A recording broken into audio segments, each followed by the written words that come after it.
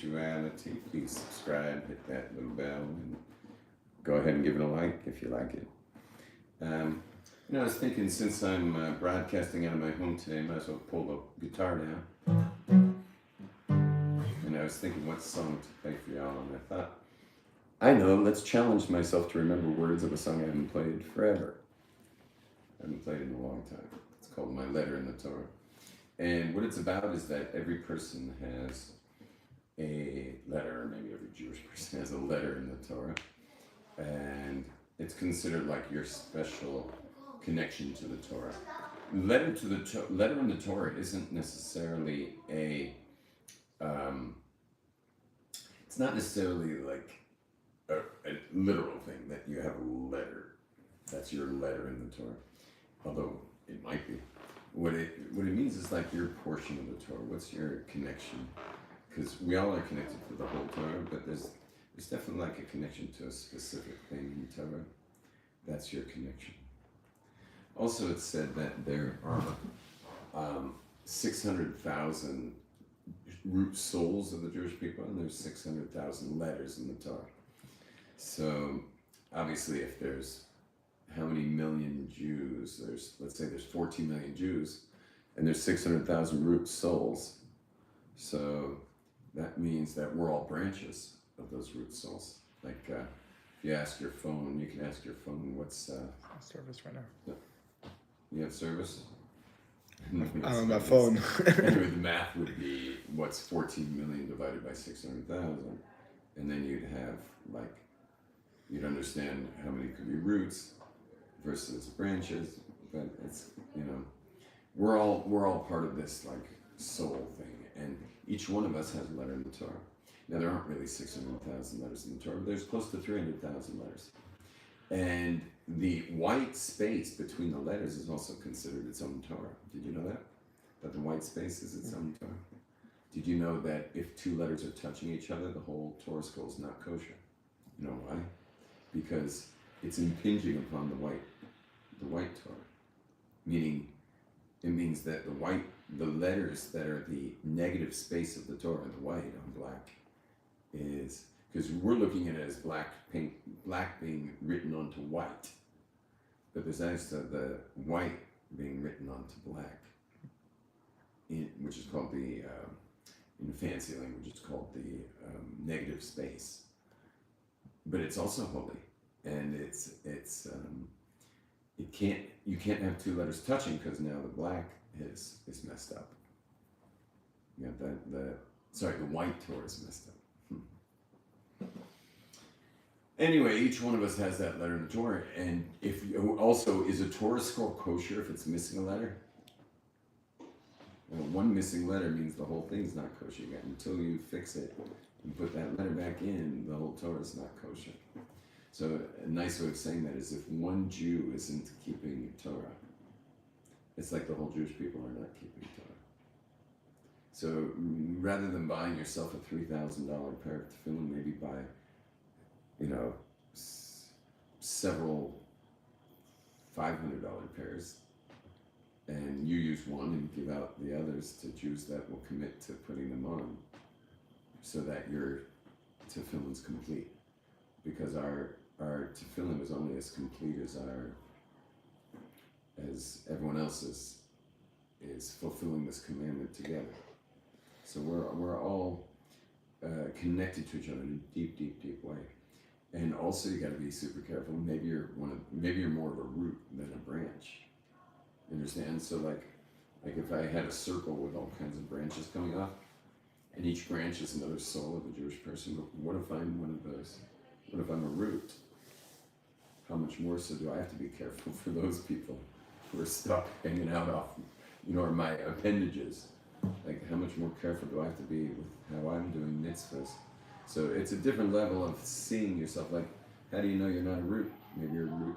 Maybe you're one of these root souls with like a couple hundred Jews totally depending on you. There's no way to know that. So, but we should treat our Judaism as if it could be the case that this isn't just about you. Another way of seeing this is, I guess because of all the soul and songs, all the rock and roll songs, where it's like with all my heart and all my soul, that people, with all my heart, all my soul, but with all my body, with all my soul, people make the mistake of thinking that body and soul is a one-to-one relationship. You know, like a screwdriver is 3 parts orange juice and 1 part vodka. You know, there's ratios there. So maybe there's a half and half. You know, maybe I'm body, 1 part soul. But that's a totally lame way of looking at it, because your body is finite and definable by its shape, and certainly, you know, it ends here. You know, and whereas the soul doesn't end anywhere. So you're 1 part body and you're infinite part soul. You get that? 1 part body, infinite part soul. Well, think about it. That's an interesting thought, because if you're 1 part body and infinite part soul, and your body is saying it wants a burger, but the burger's not so kosher, well, you don't want to mess things up here. You know, like, you know, if you're 1 part body, infinite part soul, and it's Shabbat, and you just really want to take a drive to go see the movies, well, that's your body that wants to be, you know, vegging out to a movie. So it's also, it puts things in perspective, that when you're making decisions in your life, you know, you definitely want to, you definitely want to lean heavy on the soul, you know, lean heavy on that. And it's a battle. Your brain, your actual mental real estate is fighting between body and soul. But don't give them equal rights. One's infinite in nature, and the other one's very finite. And so it makes much more sense to give deference to the soul and to tell the body to, like, chill out. And you can always throw the dog a bone, by the way. You know, like, I will take you for a beer. You know, like, become friends. You know, don't you over squeeze it, man. It's gonna get you back so hard you won't even know what hit you. So you can throw the dog a bone. You know, give it a little Surf session. Yeah. And this is why it's so important to be married, because the thing the body wants more than anything else is obviously its greatest pleasure, and you know, sensory pleasure. And so, huge mitzvah to be married, huge mitzvah, because if that part of your life is taken care of, so then you're properly set up, because it's just when you throw the dog a bone, it stops bothering you. You understand? And once it's getting what it wants, so it leaves you alone. So it actually becomes marriage in Judaism becomes really the beginning of your service of God in a way.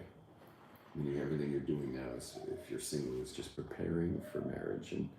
But once you're married, now your spiritual path really begins, because your body's got a place to stay, and it's got what to eat, and it's got, hopefully you got a good job, and to pay for it all, and all the other desires are basically being fulfilled. So now your body can quiet down.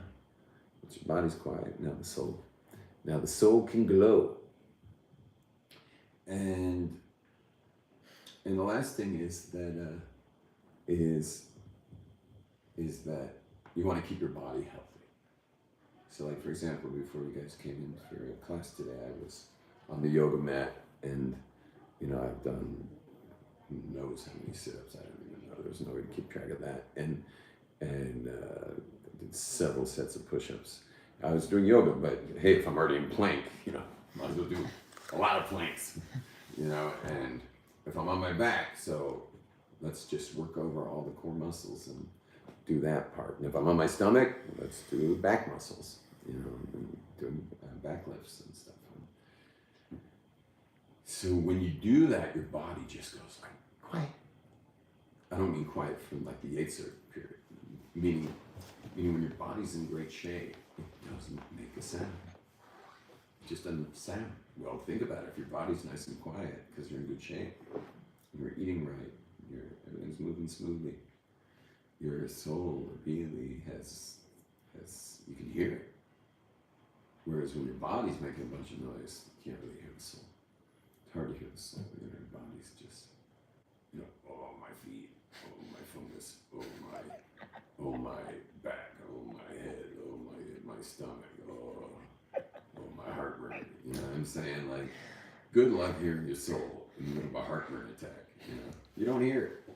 Good luck, feeling Hashem when your stomach's bloating and you're having a gas attack. You don't hear the soul at all when you hear that. Putting on vinegar. You clear the room. Vinegar. You putting on vinegar on your toe? I hope you went to the pharmacy for your foot. Not yet. It's feeling better.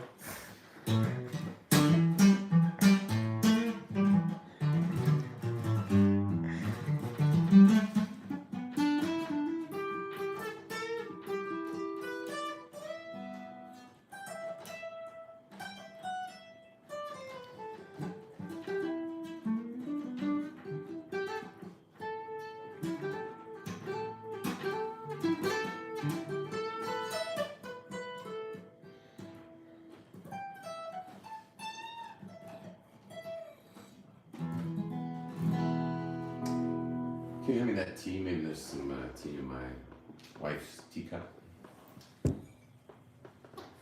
from all her studies this morning. All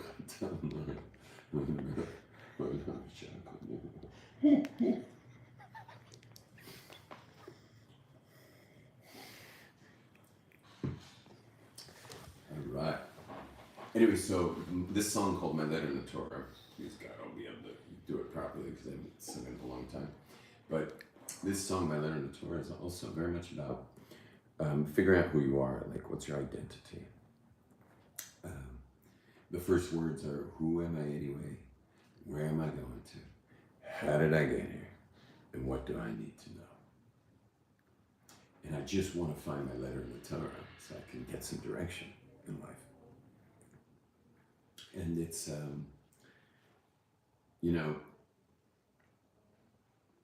Westerners, like, Europeans and Americans and all them Westerners, they would have you shoot a lot of arrows in a lot of directions, and then just, when it finally hits something, paint a target around it as if that's what you wanted.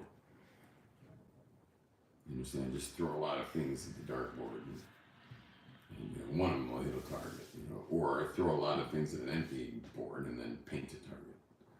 That's the way they date, How many people have I met, like they're married totally the wrong person or dating totally the wrong person? I'm like, I figured out, I might as well get to the bottom of how this happened. You know what happened?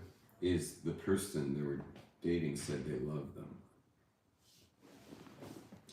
Like, wrong.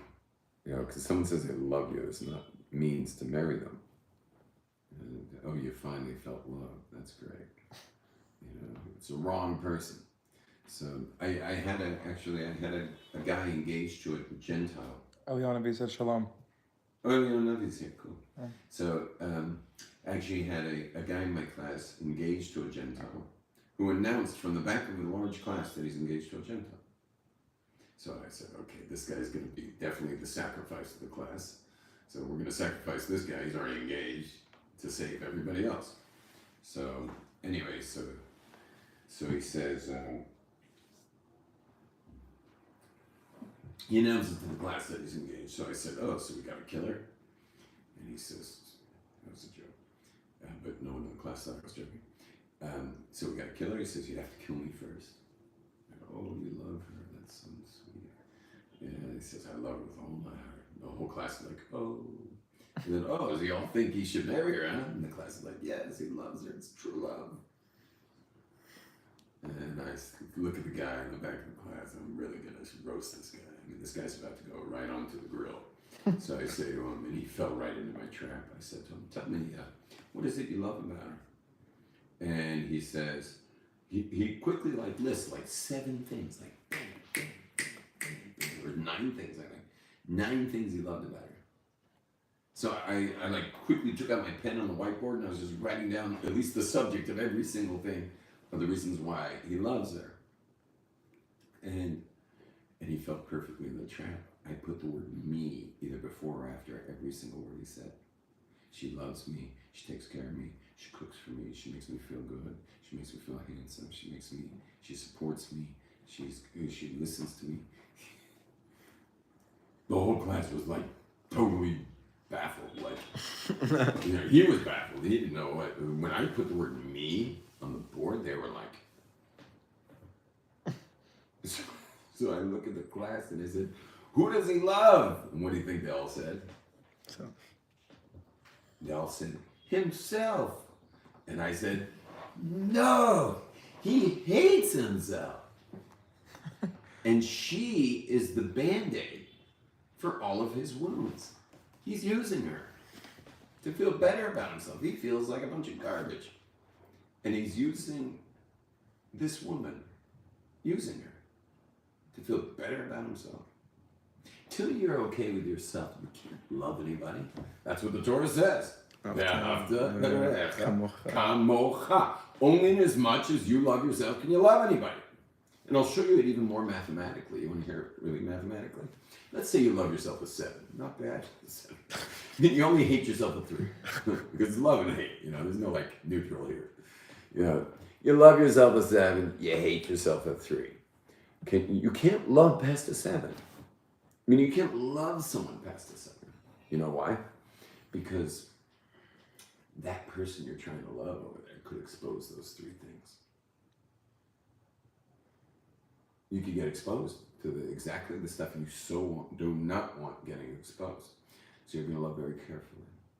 If you love yourself a 4 and you hate yourself a 6, everyone you meet is dangerous. You're a balloon and everyone you meet is cactus. It's like, whoa, stay away from that one, curve around that one. You're like navigating around cactus needles. If you love yourself a 4. And a 4 I would consider good. Most people I meet, at least Westerners, have very little love of themselves and a lot of hate. If you love yourself a 9, that's great. But there's still a 1 where you got to be careful with people. You get the math? If you love yourself a 10, which is what you should, because God created you. He clearly wants you. You're one of a kind. You're super special. He said World War III is on the horizon. That must be Eliyahu. Yeah. Yeah. Well, they don't call you Eliyahu for nothing, sir. Sorry, prophet. But if you love yourself a 10, which is the only logical thing, if you read the Genesis, you're created in the image of God. Like, why would you love yourself any less than what God loves you, right? You're made of Him. He blew His soul into you. You're going to love yourself less than a 10. Well, once you love yourself a 10, well, then you can love other people. Like, believe me, if you ask me what I love about my wife, I would not come into the equation. It would be 100% about my wife. You get what I'm saying? I'm very appreciative of all the things she's done for me and does and will do. Very appreciative. But it's her that I love, not myself. Through her as a Band-Aid over all the wounds of all the hate that I have inside about myself, towards myself. You get it? So this guy totally fell into my trap. And so when the class was over, I was walking out of class. The whole rest of the class was what I'm talking about now. The whole rest of the class was about hating ourselves. And that wasn't even the subject of the class. The subject of the class was supposed to be about like the history of Kabbalah. But this guy at the beginning of the class forfeited his information that he was engaged to a Gentile. I didn't even know what he was thinking. God saved this guy. Because listen what happened next. When the class ended, so I already completely roasted this guy. So I was leaving with all the students kind of keeping my head down, hoping not to deal with this guy. Because I really killed him. But just as I get to the door, I hear the word, "Rabbi." And I'm like, yeah.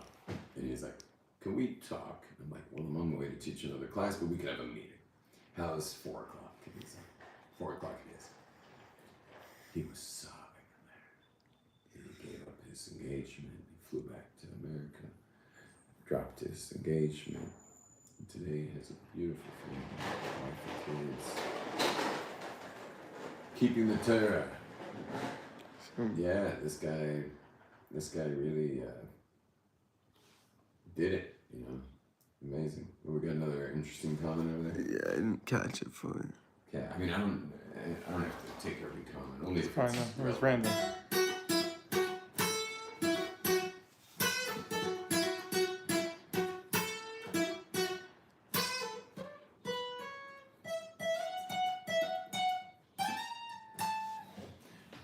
Anyway, so this song's called My Letter in the Torah. How's that for an introduction?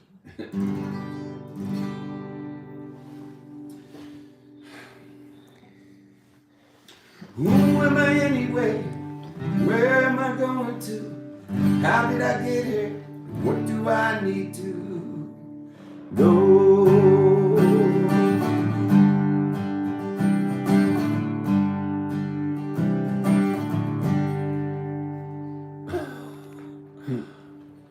That's what I was trying to say. Instead of shooting your arrows everywhere, what's the opposite of running? Oh, by the way, the word running in Hebrew, how do you say run in Hebrew? Roots, right? Roots. If someone's running, if you're rats. The root is a two-letter root, resh tzadik. Well, what other word has that root? Tzad. Okay, but in the same order, resh tzadik. It's a two-letter root. Rotzeach? Yeah, no, that's a three-letter root. What's that? Yeah, let's say Desire. to desire. Why? Because running if someone's after it. running, Desire something. he clearly wants something. If we saw someone running, we have no doubt that guy's after something unless he's jogging. But we usually wear jogging outfits. See, like it's funny when you ever notice if you see a jogger, you already check out that he's wearing running shoes and stuff, because if he's wearing a suit and dress shoes, he really wants to get somewhere. Like he's trying to catch a train, a plane, an automobile. So,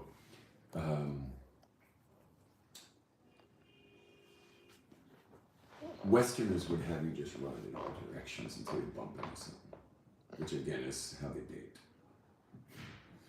Not how Jews date, but that's how they date. But what's the opposite of running? What's the opposite of running? Grounded? I'm just asking. Not moving. What? Running backwards or not moving? Staying put. electric skateboard.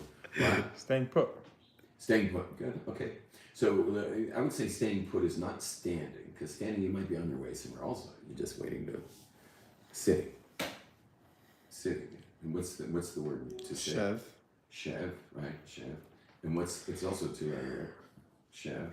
And which is interesting, not so many two-letter words. So you're got run is a two-letter word, and Shev is a two-letter word. And what is Shev all about?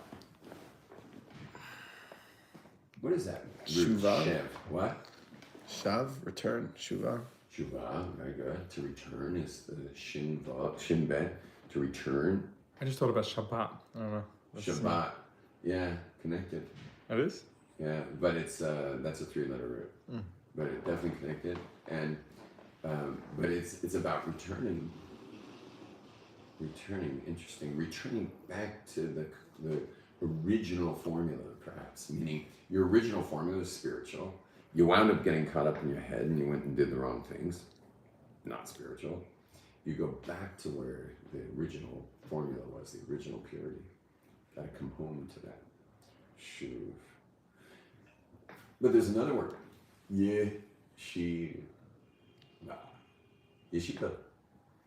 What happens at a yeshiva? Yeshivas were grown men who really should be making a living, but our society lets them take time out from shooting arrows everywhere to just pull in the arrows and just sit and think, sit and consider, sit and develop, sit and figure out what you want. Because wanting requires investigation. How am I supposed to know what I want? I can't just run. I'm not gonna run in random directions. That's Edom. That's Westernism. That's America. That's Europe. Is to just run randomly. That's a Western thing. Jews are, this is one of the secrets of Jews is don't run so fast. I'd rather see you think for 10 hours and run in one direction than run in 10 directions for 100 hours. Better just to sit and figure out where you want to go, and then go there. But go where you want to go, so you're running. Because you're running. Why are you running? You're running because you know you want it. Because you figured out what you want. You get what I'm saying? Like, it's about really knowing what you want and going for it. So finding, that's why I interrupted the song. Finding your letter in the Torah means to sit. Stop running. Take some time out. If you're in your young 20s, take a year out. Take 2 years out. Take 3 years out. If you're in your late 20s, take 1 year. So at least you saw the whole Jewish calendar from the yeshiva perspective. So at least you got, I meet people who only got to go to yeshiva for like 8 months. And when you see them in their lives, like 8 months of the year, they know exactly what's going on in Judaism. 4 months of the year, they're lost. Because they never got to experience it in yeshiva. So I always say that if someone's taking time out of their life to do it, to go to yeshiva, they should go for a year, even though that's a huge sacrifice for a working man. But take a year. Just pull in your sails and take a year, see the whole calendar, so you know what you're doing for the rest of your life. And your kids see their father or mother knows what they're doing. When someone's already older, though, like they're way in the thick of their lives, so then 3 months maybe to just sit and figure things out.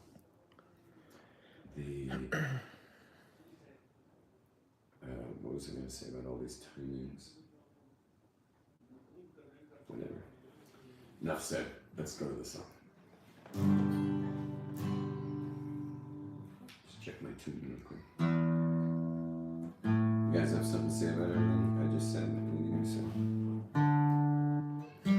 Specific. Good thing I checked.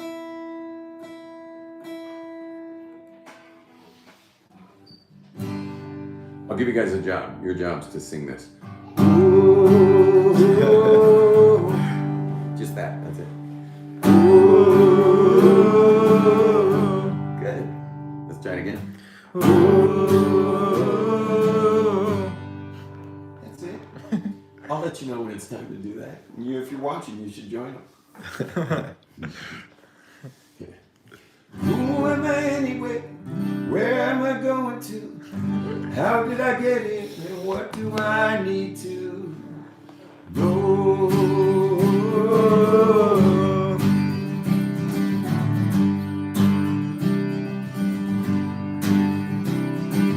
Who am I anyway? Where am I going to? How did I get here? And what do I need to know? What am I supposed to do with my life? Can I start living if I don't know which way to go? I heard somebody say in the quiet of the night, if you close your eyes, you'll hear the answer. I just want to find my letter in the Torah. I know it's somewhere out there, if I can only see. I just want to find my letter in the Torah, the one that's written just for me. So many words, so many pages, I keep finding more every time I go. Sometimes I need to take a little break, sometimes you can get me to close the books. I heard somebody say, if you listen to your heart, you were born with all the answers. I just want to find my letter in the Torah. I know it's somewhere out there, if I could only see it. I just want to find my letter in the Torah, the one that's written just for me. It's not about the gold, it's all about the soul. You use with every move you make. It's not the biggest name, no. It's how you play the game when we're getting it together. Getting it together.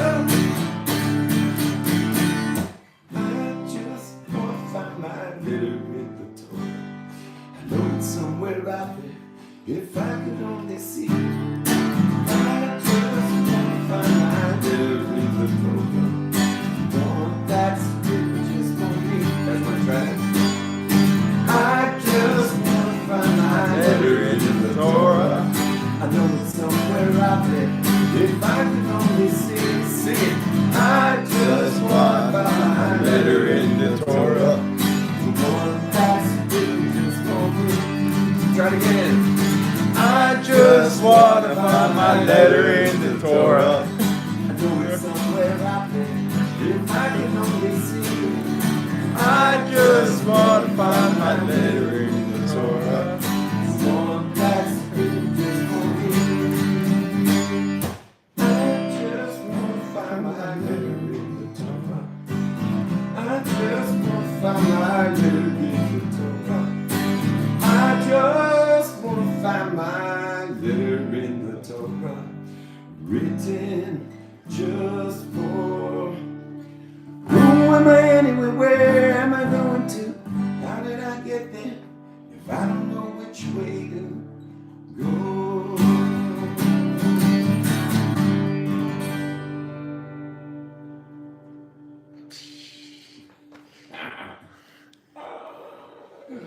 You weren't expecting that.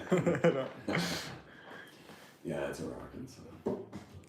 It's great. The chorus is so nice.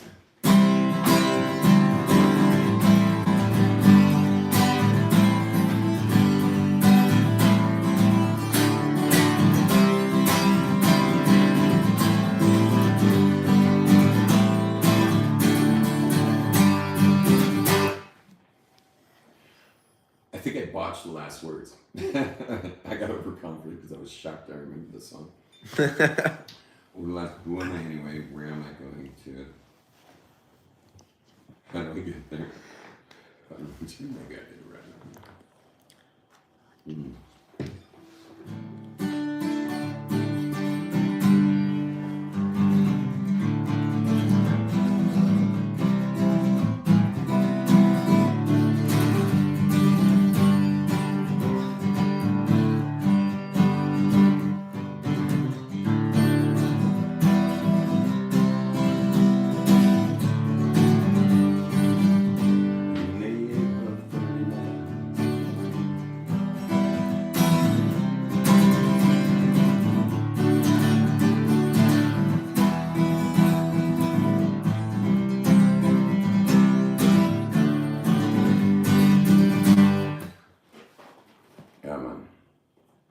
Thanks for watching, everybody. Blessing y'all. And please subscribe, hit the likes, hit the bell if you want to get notified. And